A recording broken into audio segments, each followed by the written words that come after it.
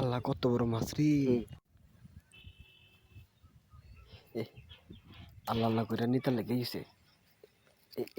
চাইস না ভাই, ফিসে চাইস না। এই তো গেছে। এই সব নাশ কাম হয়েছে।